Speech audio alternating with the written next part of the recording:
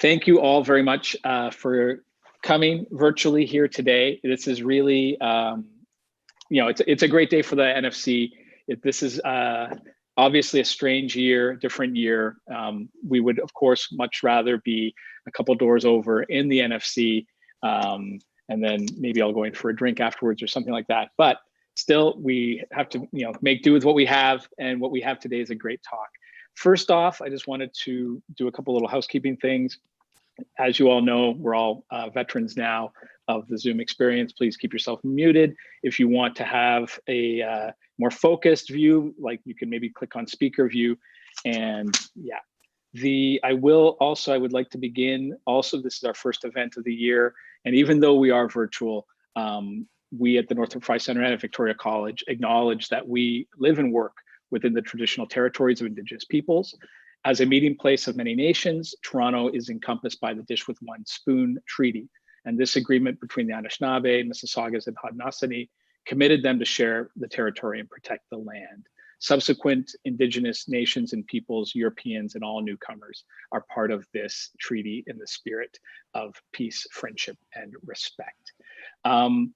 It's my great pleasure today to introduce our visiting fellow to the Northrop Frye Center, Anastasiya Lyubas, who holds a PhD in comparative literature from Binghamton University. She's the author of Blooming Spaces, the collected poetry, prose, critical writing, and letters of Deborah Vogel, which is this scholarly collection dedicated to the work of the Polish and Yiddish modernist writer Deborah Vogel. We might abuse our friendship with Anastasiya later in the year if we have time and get her to give a second talk. But first of all, today, we're very happy to have her here, and she's going to speak to making sense, knowledge production in Gertrude Stein's Tender Buttons. Thank you very much. I also will remind you that we are recording this lecture for posterity, but we'll turn off the recording when it comes time to the Q&A. All right, Anastasiya, please. Thank you for the wonderful introduction. I would like to express my gratitude to the Northrop Frye Center here at Vic, and especially to Robert Davidson and Amelia Bailey for the opportunity to join the center as a visiting research fellow this year and share my work in progress with a diverse community of scholars. I would like to begin by quoting an excerpt from Gertrude Stein's Tender Buttons to start us off. So can you all, I just want to make sure that you can see the screen share. Can you see the screen? Great. Okay, excellent. Sorry, just making sure I can. Okay, so this is an excerpt from Rose Beef, Tender Buttons 1914 collection.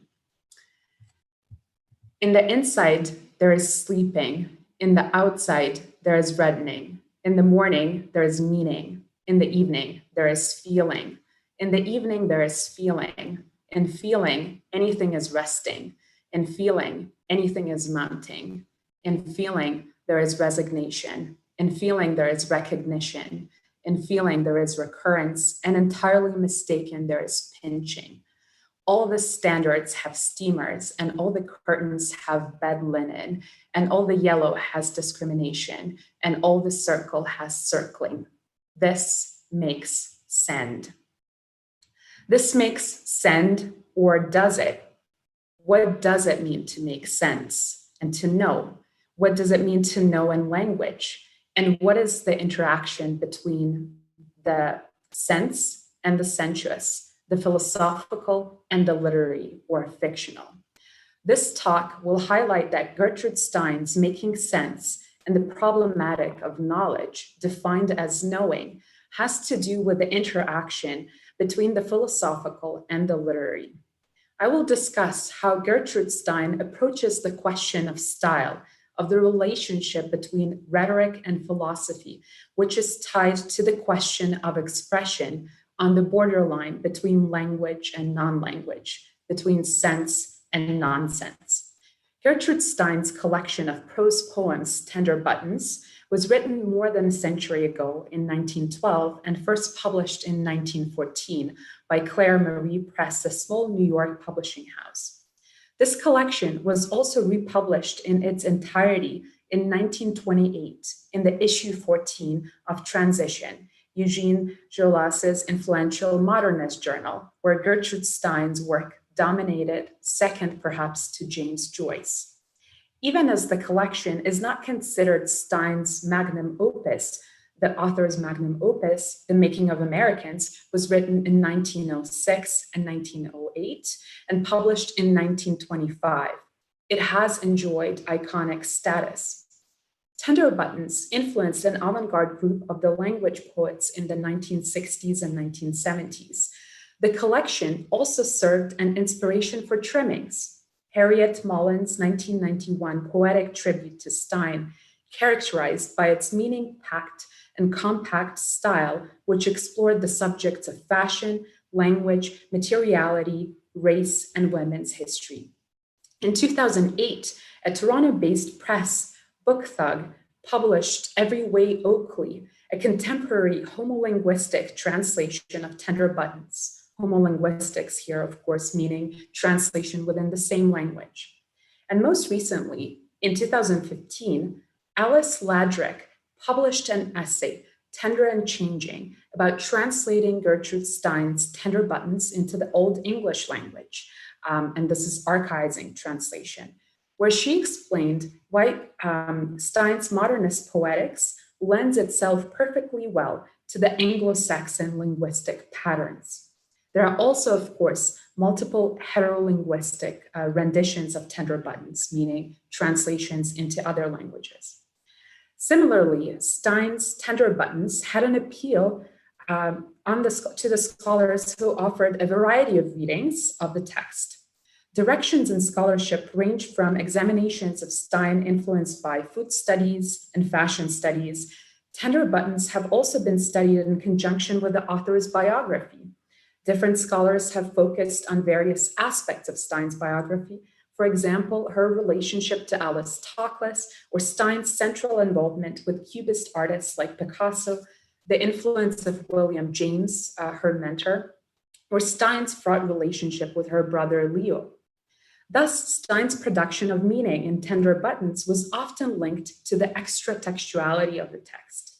There are also scholarly readings of Stein's work as part of the modernist lesbian prose tradition, as well as Marxist, post-structuralist, feminist, queer, and Freudian interpretations, and studies dedicated broadly to exploring Stein's anticipatory postmodernity. Within the modernist canon, for example, Tender Buttons, which is Stein's early work, has invited comparison with Samuel Beckett's later prose, or with the work of Wallace Stevens. Other strains of thought that are worth mentioning are discussions of Stein in relation to visual aesthetics, most notably Cubist visual aesthetics, as well as recent consideration of the oral or sound aspects of Tender Buttons in the study of queer sonorities, for example, as well as readings privileges one of the least privileged senses, the sense of touch. Recent work by Bernard Chad and his reading of Stein's modernist textures.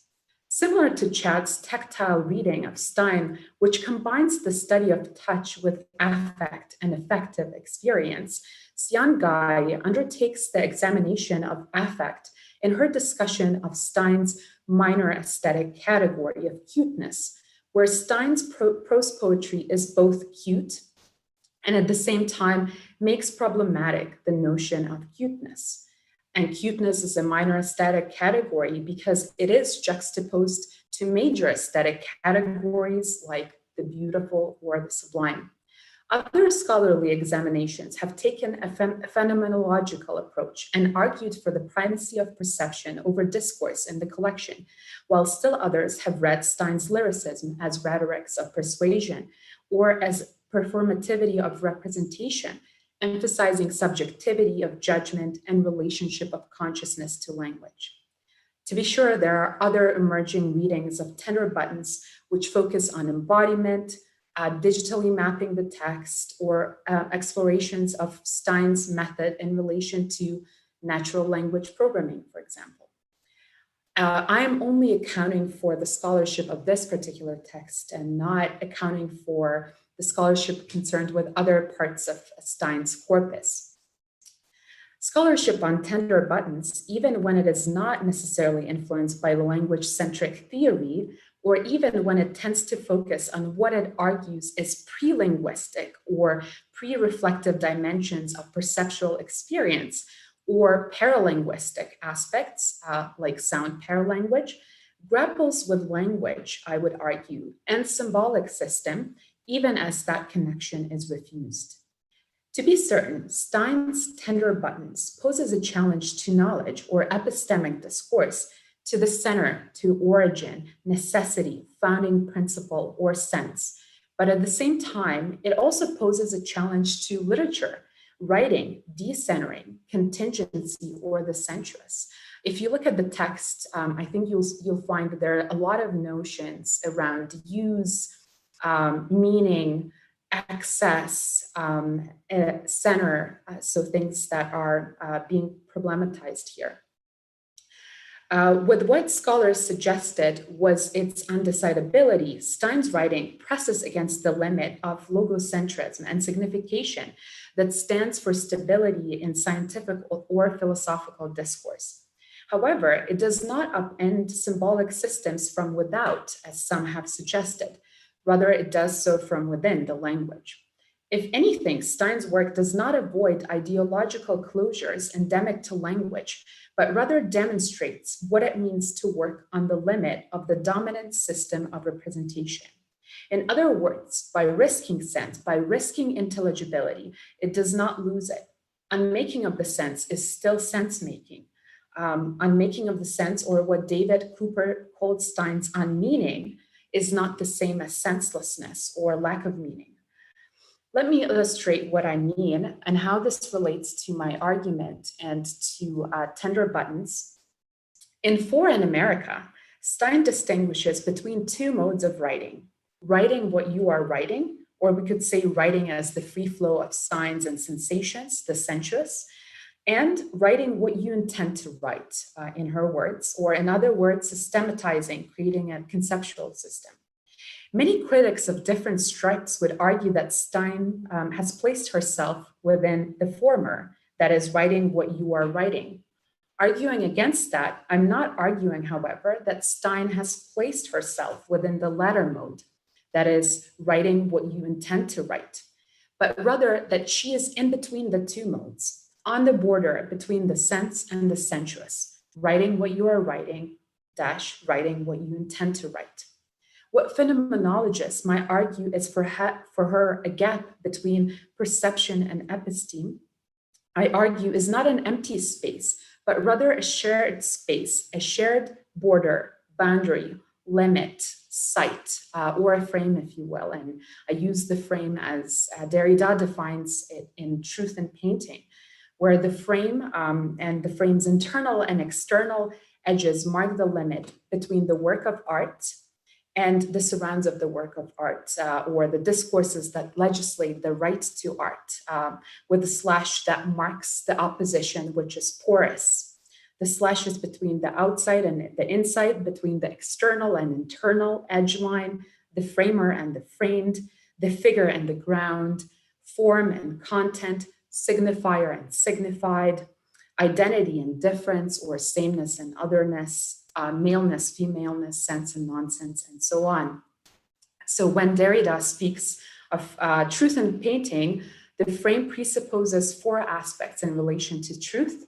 And I think we'll see that this pertains to Stein's writing as well, and how she is taking that up in Tender Buttons. So the four aspects are the thing itself, which pertains to representation. The third is presentation of representation, and the fourth is that which pertains to truth. Here's the discussion of the frame, the slash or the limit in Roast Beef. Again, this subsection from Stein's third section entitled Food, from which I read in the beginning. The time when there are four choices, and there are four choices in a difference. The time when there are four choices, there is a kind, and there is a kind. There is a kind, there is a kind. Supposing there is a bone, there is a bone. Supposing there are bones, there are bones. When there are bones, there is no supposing there are bones. There are bones, and there is that consuming. The kindly way to feel separating is to have a space between. This shows a likeness. And I think you could see that Stein sets in motion this identity and difference, of sensuous and intelligible, as well as the space shared between them. To illustrate further Stein's framing, I will also quote from the same part of the triptych of domestic objects in the same section entitled Food, and the subsection that comes towards the end and includes four pieces that share the noun orange in their titles. So the first, orange. Why is it feel oyster and extra? Why is it orange center? A show a tick and loosen, it is so to speak sat.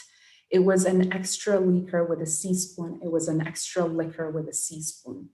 Orange, a type, new, not, no, not, neither of old show beefsteak, neither. Oranges, build is all right. Orangin, go lack used to her. Coca and clear soup and oranges and oatmeal. Well, whist, bottom, whist, close, whist, clothe, woodling. Coca and clear soup and oranges and oatmeal. Paint soup, suppose it is a question, suppose it is butter. Real is only excrete, and no sense. And no sense. And no sense when, and no sense when since, and no sense when since, and no sense when since, and no sense, and no sense when since, and no sense, and no sense, and no sense, and no sense, and no sense. Stein's techniques, which might be familiar to you, like the technique of negative representation in relation to the act of non-description, negative mimesis, or the technique of proliferative and permutative repetition, are at work here, as is the technique of associative referentiality based on parallelism of syntax and assonance alliteration. Why is it feel oyster and extra? Why is it orange center? This line might be also recognizable from Steinian scholarship, as is the last few lines in Orange In, which are often quoted for their oral approximations to the words and phrases, in a sense, no sense, it's nonsense, nuisance, sense, and nonsense. Unlike scholars who argue that Stein engages here in logographic representation of a word in other words, with her string of no sense, for example, or that she operates not on the level of word unit, but on the level of phoneme, or that Stein enables only the sounds of words as opposed to the meanings of words to slip from their static position.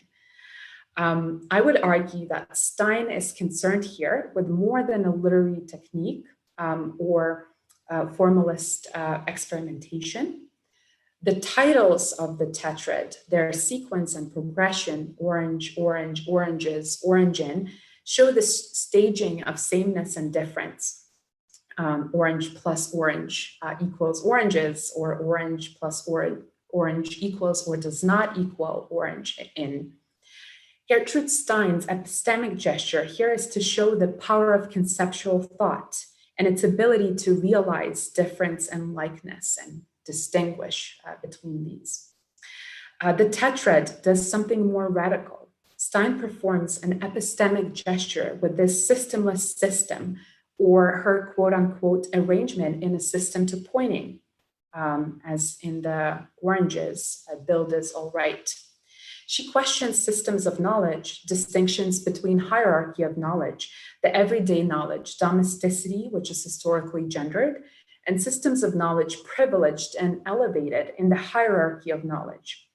In Hegel's aesthetics, to give you an example, art is idealized, and because it should express spiritual freedom, it should not provide expression to contingent human existence or the drudgery of the everyday.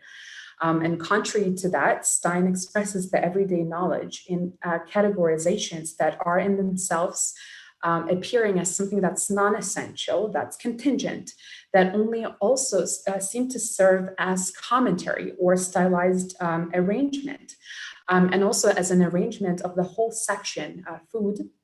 And if you've read Tender Buttons, you might recall that food is the only section that is given a semblance of table of contents or a menu, reminding the reader perhaps of a cookbook, hence the connection between two gendered subjects of knowledge or women's history. As for the systems of knowledge, privileged and elevated in the hierarchy of knowledge, Stein's last line provides a mimesis of abstract thinking or of posing a problematic, querying the process of cognition. Pain soup, suppose it is a question, suppose it is butter, real is only excrete and no sense, and so on. Stein also comments here on the minor aesthetic categories. I mentioned in the beginning Xian Gai's discussion of Stein's cuteness and how, according to Gai, she makes cuteness problematic while staging cuteness at the same time. West, bottom, west, clothes, woodling. Yet Stein does considerably more than that. She does not merely comment on aesthetic categories, but queries the question of style. And the question of style concerns the relationship between rhetoric and philosophy. And in the traditional classical understanding, rhetoric and rhetorical figure is simply seen as a function of dressing, veiling, and arranging thought and making it presentable. Or in other words, it is concerned with ornamentation or animation of truth, poeticization of philosophical discourse, and a compensation for the deficiency of bare thought, for the coldness, dryness, and abstraction, and deadness of abstraction, for the bare rigidity of concept.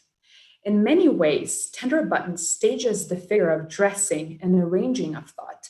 And the brilliance of it is that Stein, at the same time, makes it problematic. Think of the line, which is not on the slide, but it's from A Substance and a Cushion. A sight, a whole sight, and a little groan grinding makes a trimming, such a sweet singing trimming, and a red thing, not a round thing, but a white thing, a red thing, and a white thing. End quote. In Stein's staging of the relationship between sense and the sensuous in the history of aesthetics, or the question of the relationship between poetry and philosophy, as well as the relation of both poetry and philosophy to truth, in other words, the sensuous in Stein's work is not so much for amusement, even though it is often read as such, but for making sense. I will not go into detail into the history of Western aesthetics, but it's worth pointing that from Plato onwards, philosophy moved away from or abandoned poetry on its way to truth, and vice versa. Poetry was perceived as abandonment of philosophy. It was precluded from speaking the truth. The question of the reciprocal abandonment of philosophy and poetry is also a question of how poetry abandons poetry, meaning that the possibility is not precluded that one day poetry will speak the truth. All systematic philosophical approaches to aesthetics, I think Hegel or Heidegger, examine the condition of poetry and philosophy, sharing the limit and desire, rejecting each other while desiring each other. I argue that Tender Buttons stages a poetic approach to aesthetics and examines how poetry and philosophy touch or desire while simultaneously turning away at the limit. And here I'm putting it in the words of Jean-Luc Nancy, upon which the possibility of words, of saying, separates itself from what it says is yet to come, the truth.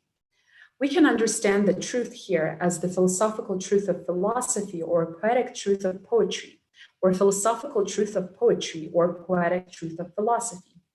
Stein's epistemic gesture is to destabilize what is seen as a stable relationship of philosophy to knowledge and examine art's relationship to knowledge. And it should be noted here that accounts of Western aesthetics subordinate all the arts to poetry, since poetry is a sign, that is mobile and within language. And in speech, the breath internalizes the temporality of the concept, which is not the case with writing. However, ultimately, the examination of the art's relationship to knowledge is often read, for instance, by Hegel, as moving in the direction of the subsumption of art or its dissolution, which would mean that art becomes aesthetics or a branch of philosophical knowledge and it's thus dissolved, and it implies the eve of the speculative. I might even go as far as argue that Stein is a theorist of aesthetics alongside other theorists. And the difference between Stein and other theorists is that her theory is also a praxis. She examines the idealist and materialist approaches to aesthetics through working on the limit of plasticity of speech and materiality of writing in Tender Buttons. Stein examines aesthetic relations as a way to think about how we not only cognize the world, but experience it, foregrounding the process of working between the sensory appeals to the imagination and the cognitive appeals of understanding. Stein's question is, does art have cognitive value? What is its relationship to truth? Which I would say would be different from philosophical relationship to truth. And even asking that question presupposes the expansion of the notion of cognition. Stein poses this problematic as a provocation in her essay, Composition as Explanation. I quote here, "No one thinks things when they are making, when they are creating, what is the composition? Naturally, no one thinks, that is, no one formulates until what is to be formulated has been made," end quote. On the surface, the first part of the excerpt may be read as the denial that there is cognition involved in poetic creation. No one thinks when they are making, when they are creating, what is the composition. However, as Stein suggests, a more nuance is involved. Naturally, no one thinks, that is, no one formulates until what is to be formulated has been made. Thinking, or formulation in Stein's words, in this case, is inextricably linked to poiesis, to making. Truth in this case is very much the truth to come, what is to be formulated in its relation to history, until what is to be formulated has been made. As we read in Tender Buttons in the long and undivided section Rooms, a little lingering lion and a Chinese chair, all the handsome cheese which is stone, all of it, and a choice and a blotter. If it is difficult to do it one way, there is no place of similar trouble, none. The whole arrangement is established, the end of which is that there is a suggestion that there can be a different whiteness to a wall. This was thought. And you can see how she sets in motion these notions of arrangement and formulation and cognition and thinking. I would like to pause and consider Stein's use of the notion of formulation and how it expands the notion of cognition. Formulation is here linked to the poetic activity of form making, formulation or system that arises out of the form arrangement of form. Thus, the sensuous form, artistic creation, has value as a means of determination or formulation, if you will. Just as philosophy has been traditionally regarded as the system of concepts or the system of cognition of the world, Stein opens up the possibility of literature as an arrangement, and think her orange in arranging, of the system of form as the system of determination or formulation of the world that would be equivalent to the system of concepts. Stein writes at the limit of sense and the sensuous, the limit which is determined without being determined. Let's take a look at the same section, which I read in the beginning of my talk to illustrate this. Roast beef. They change the dirt, not to change dirt, means that there is no beefsteak, and not to have that is no obstruction. It is so easy to exchange meaning. It is so easy to see the difference. The difference is that a plain resource is not entangled with thickness, and it does not mean that thickness shows such cutting. It does not mean that a meadow is useful and a cow absurd. It does not mean that there are tears. It does not mean that exudation is cumbersome. It means no more than a memory, a choice, and a reestablishment. It means more than any escape from a surrounding extra. All the time that there is use, there is use. And any time there is a surface, there is a surface. And every time there is an exception, there is an exception. And every time there is a division, there is a dividing. Anytime there is a surface, there is a surface. And every time there is a suggestion, there is a suggestion. And every time there is silence, there is silence. And every time that is languid, there is that there, then, and not oftener, not always, not particular, tender and changing and external and central and surrounded and singular and simple and the same and the surface and the circle and the shine and the sucker and the white and the same and the better and the red and the same and the center and the yellow and the tender and the better and all together. What Stein enacts in this passage is the mixing of realms, the realms of the literary and conceptual knowledge, which have been historically kept separate and distinct. Here, one realm flows freely into another without qualms. Stein shows that art can be reached following three ways: of the word, concept, and thing, or of signifiers, signified and referent, or by opposition between presence and representation. Her poetic philosophical practice mixes, instead of delimiting the pre-speculative moment from the establishment of the speculative moment of the representation itself. It is not about the triumph of the speculative, but rather the elevation of the non-artistic itself into creation, the elevation of the insufficiently speculative. Anytime there is a surface, there is a surface. And every time there is suggestion, there is a suggestion. And every time there is silence, there is silence. And every time that is languid, there is that there, then, and not oftener, not always, not particular.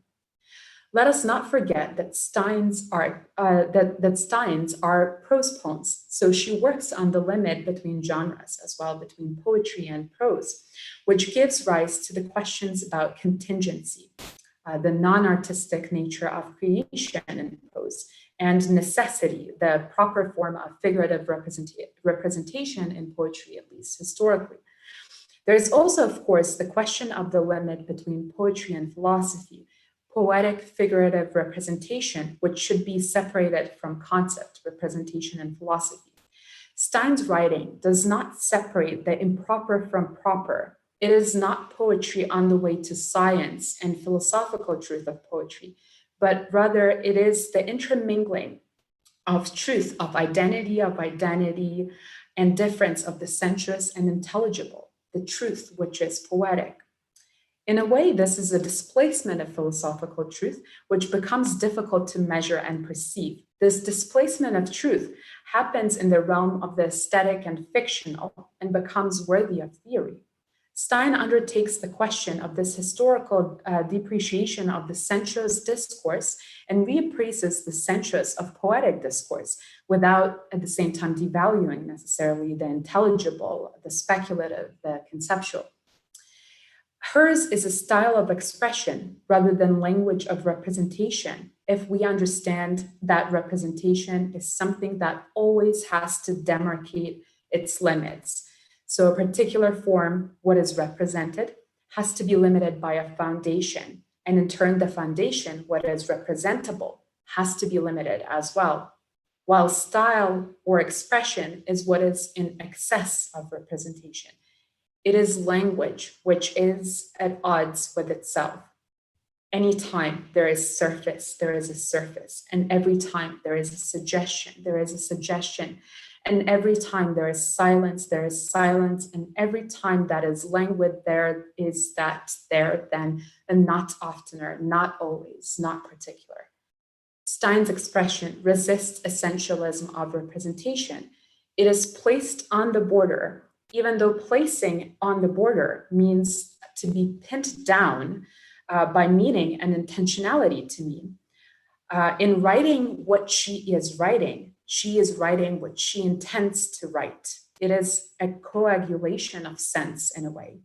It is also the excess of sense, this excretion of no sense.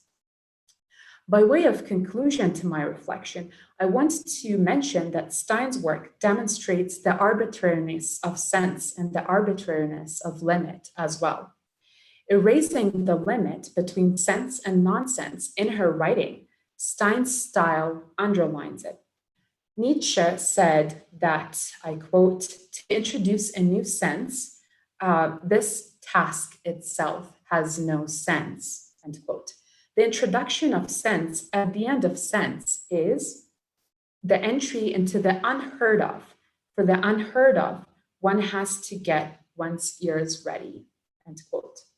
Speaking what cannot be heard is speaking the unheard of and coming to presence the unforeseen or accidental in language, which might nevertheless have been anticipated.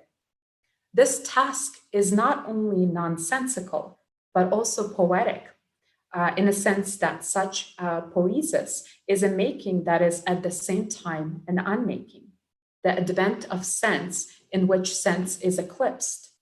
Stein's poetry praxis is an expression of a coming of something that is yet to come, rather than the ossified representation of truth.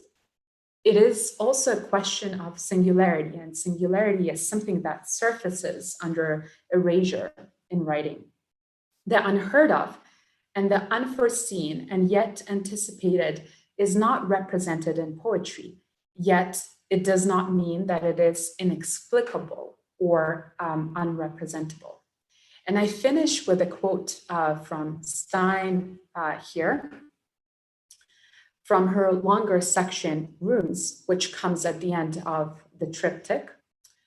A religion, almost a religion, any religion, a quintil in religion, a relying and a surface and a service, an indecision and a creature and a question and a syllable in answer, and more counting and no quarrel, and a single scientific statement, and no darkness and no question, and an earned administration, and a single set of sisters, and an outline and no blisters, and the section seeing yellow, and the center having spelling, and no solitude, and no quaintness, and yet solid, quite so solid, and the single surface centered, and the question and the placard, and the singularity.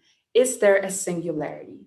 And the singularity. Why is there a question and the singularity? Why is the surface outrageous? Why is it beautiful? Why is it not when there is no doubt? Why is anything vacant? Why is not disturbing a center no virtue? Why is it when it is? And why is it when it is? And there is no doubt, there is no doubt that the singularity shows. Thank you. Anastasiya, wow, thank you so much. That was fantastic. And a lot there for people to dig into. First of all, thank you so much. Thank you for also reading the works. This is obviously, this is poetry and prose that needs to be heard. Let's open up to questions. If there's anyone who'd like to start us off, we can. I can use the dedo also. If anyone here on the Zoom call just wants to raise your hand, it'd be easier for me to see that way. Yes, Sherry, thanks. Thank you, Bob. Thank you so much, Anastasiya. I would just follow on from what Bob was saying about the reading, actually, and just ask a sort of a dumb historical question, because I don't know about Stein's reading or performance of these texts, and how much we know about her her performance style of these things.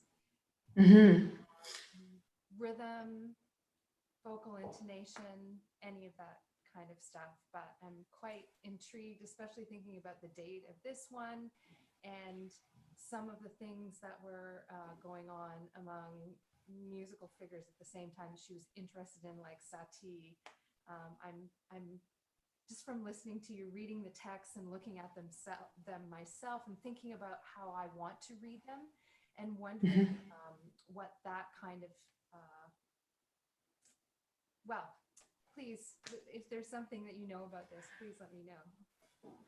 Yeah, thanks for the question. Actually, I have to admit, my ignorance on the subject of specifically Stein performing her works. And I know that this aspect, and it's quite striking, really, because given that there is this very prominent oral aspect of it, I do know about the work that has been done in sound studies on the subject of Stein and Stein's tenor buttons in particular, and some really fascinating work that discusses the fact that Stein really meant for her works to be sort of the staging of the environment, the oral environment. So for instance, there is a possible reading of Stein's tenor buttons as just fragments of different conversations that people are hearing or overhearing. This argument made specifically about the domesticity and sort of queering of that domesticity through that hearing of the oral environment where this is found. But I would love to get back to you on that question. I have to do a little bit more digging to find out about Stein's particular readings. That's a fascinating question. Thank you. And if you know anything, please share. Thank you. Anyone else with a question right now?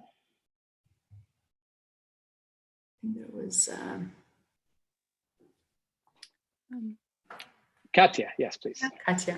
It's not a question. It's maybe a comment. That was very fascinating. Thank you so much. I'm very interested by also how the environment of domesticity also implies repetition. How what we do, it's very gendered, of course, and what we do when we're in a domestic setting becomes like everything, like cooking, doing house chores, decorating, rearranging. It's like multiple iterations, it's like very repetitive. And I saw that her way of using language in this very repetitive, obsessive almost is like the reflection of how you can, the reflection of what you're like in activities that are done and things that go through your head and how your feelings when you're in a domestic setting. Anyways, I don't know if it makes sense, but that's what I felt intuitively, Totally. And I think, that's exactly it, that, she tries to express in language sort of all of these affective entanglements, and what's happening in this everyday realm. And I think, to me, obviously she's staging it, she's performing it. And by doing that, it's again, to me, this interesting limit between what is artistic and what is seemingly non-artistic, and obviously there is also this question of labor involved. So there's that, but it's also interesting how she's lifting it, from that everyday realm, and how you sort of see the difference between something that's, necessary labor, and yet at the same time, it's dismissed as something that's contingent. and how she sort of perhaps reverses that. And, what's the difference between cooking and making certain movements while you're in the kitchen, and choreographed dance, and sort of she's turning that upside down. And I think, to me, it's this question of what's essential, what's accidental, and vice versa, and how do you enact that in life and in art as well. I don't know if that answers your question, but I think, there's something that's at work here about again, this necessity and this ornamentation, perhaps, as well, and to me at least. I think she's elevating also what is taken for granted,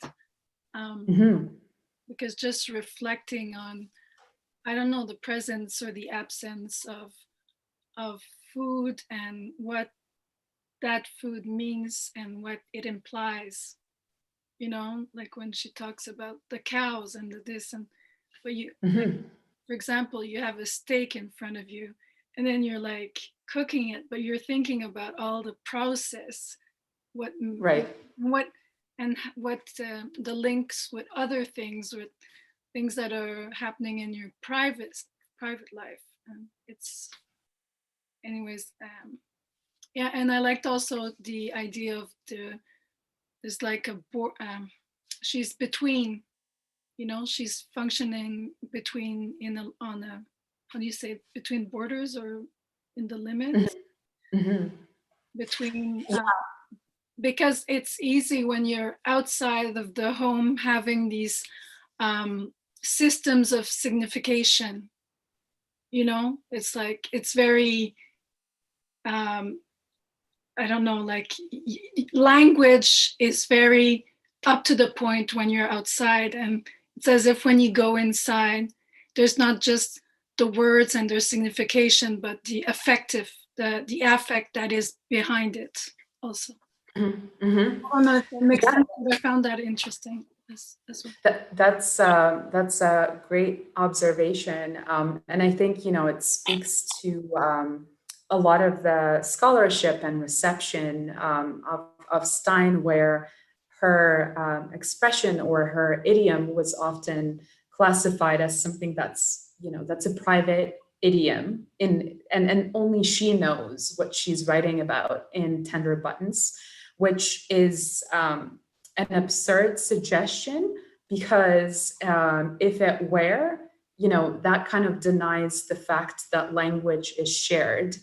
And I think, she cannot be writing entirely nonsense. And, it also gets into possibly problematic, characterizations of her work as noise and babble. And of course, you can reevaluate and revalue the question of noise, and what is noise, right? What is noise, and how do you distinguish between that and something that's making sense? And I think, you could say that she's both making noise and making sense, I think. And that's the whole point, and that's kind of the brilliance of it. Because when we speak language, we already share some sort of system of signification, and most what we could do is just scratch the surface a bit, with something that's, if we can do something that's completely unique or innovative, or just some alien sort of expression, right? It always has to work within, like, on the limit, right? Yeah. Thank you, Katja. Anastasiya, there's a question on YouTube that I'll read to you. I wanted to ask if Anastasiya has considered the food imagery or metaphors that she's chosen from Tender Buttons in relation to the metabolic relationship that the spirit has to the world in Hegel. And this also connects for our viewer to the concept of material and syntactical dissolution that Stein acts out in Tender Buttons. That's a great comment. I haven't, but I think, from the readings that I did today, it's the readings that imply consumption right? And there was this reading from Roast Beef in particular, where you had sort of two levels, the more conceptual level and something that was a very concrete example of a bone, right? And this question of consumption and this metabolic connection. I've not considered that actually. That's an intriguing connection to pursue. So thanks for that. Great. Anyone else? Patrick, please. Hi, Anastasiya. Thanks so much for the talk. So I've got two, I think, related and possibly fairly straightforward questions. Mm-hmm. The first would be, I'm wondering, what would you say is the theory of authorship that emerges from the way you're reading or coming to understand Stein here? So here I'm thinking about like how intention might be functioning in relation to the making of a work of art or something like that. So first question is to do with authorship. Second question is to do with, if we suppose that Stein is making an intervention in the history of philosophy, which I understand you to be saying on some level that she was wanting to, then is that intervention about explicitizing the limits of philosophy as it's been practiced, sort of demonstrating that philosophy is always already has this sort of aesthetic, rhetorical, and stylistic dimension to it? Or is it something else, something between those two ways of, parting the edges of philosophy as a practice? Mm-hmm. Thanks. Great questions. So the first question about authorship, right, and intention, that's an excellent question. And I think, that question has been pursued in Stein's scholarship, and sort of this idea of what, she intended to do. And I did hint at that very briefly, her two modes. I think I'm reading her, not necessarily, I'm not in this particular reading. And there's obviously a reading where the question of authorship is possible. It's just that for this particular reading, I was more preoccupied with this question of style or her expression. So I'm not, not necessarily interested in the question of subjectivity or, the question of authorship or the questions of intentions. I'm sort of more interested in what, the writing itself or the expression itself makes possible, and sort of how it differs internally within itself. So this question of the style being not singular. It's not even a singular Steinian style. I think it's just setting in motion this multiplicity of styles that are possible. I think so. That's my reading of it. I'm not, discounting the theories of authorship. It's just that this is not the angle that I took for this particular reading. I don't know if that makes sense. Does that address what you're trying to ask? It does, yeah. And for the second question, so if I'll just repeat what you said. So you were interested in what Stein is explicating, if she's trying to make an intervention or a commentary on the history of philosophy, what is at stake for her here, if I'm understanding correctly. And I think, I'm not saying necessarily that she's interested in the history of philosophy, if we were to take that as some sort of essential notion. I think she is interested in the history of sense. And I think, my reading is about this just, this aspect of aesthetics, right? And sort of the relationship between arts and philosophy. And I think that I think what she's trying to explicate here is that, the realm of philosophical aesthetics, at least in the mainstream works of philosophical aesthetics, which we all read, Kant, Hegel, all of these histories of aesthetics, it's a very clearly demarcated realm, right? It's sort of a system, and it's trying to put different works of art and approach them in a specific way. And obviously, that has to do with the project of philosophy. And I don't think that Stein is necessarily a systematic theorist. I'm not trying to imply that she's a systematic, philosopher or anything like that. But I think that she is interested in this question of cognition, which was also something that was typically relegated to the realm of the philosophical. And I think, my argument is that she is trying to say that that there is basically a different way to cognize the world. And the arts can determine the world in the same way as philosophy can. So these would be sort of analogous, but not, it's not necessarily the same, right? But that's kind of flattening the hierarchy in a sense. And I think that she is making use of something that you would consider concepts or notions, right? When she's writing Tender Buttons, she has this way of mixing in something that's very prosaic and something that could be recognizable as a concept. And I think that the idea here is that, when you speak, anytime you do speak, the word is already a concept. Our language is so conceptualized already and imbued with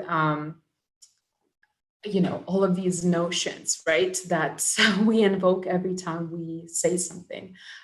So I think that's her project. And yeah, obviously, this might not be necessarily laid out in a way that you would expect to see a philosophical treatise on aesthetics.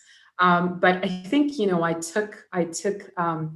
I was inspired to have that reading that that her praxis has something to do with theory, also by the way that she sort of organizes her work and how it's also structured in a way. And obviously I did make the comment that it has to do with, what is considered a proper subject. And what is not considered a proper subject of Anastasiya, knowledge.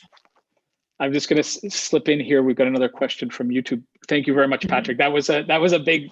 Those were two, big questions, and you did a great job, Anastasiya. Anna Casa at the University of British Columbia is wondering if you could speak about the importance of repetitions in the text, but also in the acts, cooking, eating, the objects like oranges and bones that are portrayed in the text. Is repetition a creation of truth and knowledge? Yeah, that's an excellent question. And I think there's a couple of different ways to answer it. And obviously a lot has been written on repetition in Stein in particular, and this question of her insistence and her rhetorics of persuasion. And of course, if you were to have some sort of a rhetorical argument, you would employ the technique of repetition, and there's that factor. The repetition also in post-structuralist reading of her work, and my reading as well, is something that allows for difference to emerge. So it's something that sets into motion identity and allows the alterity to emerge, this kind of otherness to emerge. So it is, I think, for her, it is a production of this truth, which is being anticipated. And you could think of repetition in a different vein as well. If you think that repetition is this sort of determination. So if you take this sort of notion that I'm trying to elaborate of determining the world, I'm thinking, obviously, probably similar reading has been made when you're thinking of simultaneity of visual cubism, for instance, and sort of describing, or not describing, but sort of determining the object or the artifact from different angles, and which would be non-representational and not necessarily mimetic to reality. So that's one level of reading. I'm taking it at a more abstract level too, that this is a way to determine, that this is this way of knowing something. And I think the other part of the question, Bob, was about different actions, right? The action of cooking. And I think that was similar to Katya's question, actually, this question of labor and this realm of the everyday. And absolutely, I mean, it's sort of reappraisal of that in her work, of the realm of everydayness and creation and poiesis, broadly speaking, right? Yeah, great, thank you. If are there any other questions? Otherwise, I'm going to slip in one before we go. Anastasiya, I thought this was really fantastic. Your sort of reading of the metaphor of trimming was really great, how it cuts across things. But I'm wondering about, because this is about sense and sensuousness, and her section obviously on food, and you pointed to how alluring this part is for contemporary food studies. How does taste? How do you read taste in here? Is taste also, can taste be arbitrary? Can taste, how does that fit into the arrangement? There's that, is it a category of the imagination? Or how do you read taste through that section? Yeah, that's a great question. And I, very, very briefly alluded in the beginning that there are some readings of Stein that specifically deal with taste, which is, like I said, it's something that's usually devalued in as a sense, right? It's something that is even different than tactile readings of Stein. And obviously there is a lot that is going on in terms of tasting and consumption as well here. I think that taste actually is something that would be that would be interesting to pursue, because it's really one of the senses where there's most intermingling, I think, between perception and knowledge. Where, for instance, if you are perceiving something visually, or if it's oral, it's I think, it is also on this limit, but with taste, it's kind of this limit is closer. I think so you mentioned something, one part of the question was about food studies, Bob. Well, I was basically repeating what you said at the beginning, how, people are sort of circling back to this work, and, sort of going through literature, looking for, like, there's the book Gastromodernism that came out recently, and a collected book. I don't know if there's anything in it on Stein, but no, it's just always interesting to see, obviously Joyce is full of food over brimming, right? So it's a time period where people are now starting to reevaluate sort of modernist works, but looking at them with this sort of new lens, and then also trying to figure out, okay, well, what does taste do for our understanding of the world, right? How does the individuality of taste, but also the scientific aspects of taste is created, in that sort of limit between the brain and the body, sensation, but also the, the molecular process that happens when we breathe retronasally. But there's also the imagination part of taste, and that's what I find really fascinating. So hopefully we can talk about that some more. Are there any other questions for Anastasiya? If not, then I will be the first to thank you, Anastasiya. That was a really fantastic talk, and I'm very happy that it was our first talk. I would also really like to thank everyone for coming. If it's the first time you've come to an NFC event, hopefully it won't be the last. If you're part of the NFC, we appreciate you coming. And yes, let's all give a round of applause to Anastasiya. And thank you so much for thoughtful questions. What a great response to the talk. I'm so happy. We will shortly be advertising our next talk, which will be in November. Our very own Katya Dinya is going to be speaking. I forget the exact date. I'm going to look for it right now. November 20th. Yes, November 20th. There we go. But there'll be a poster and a title and a blurb, and we hope you can all come out again. So thank you very much, and I wish you a very good weekend, and see you soon.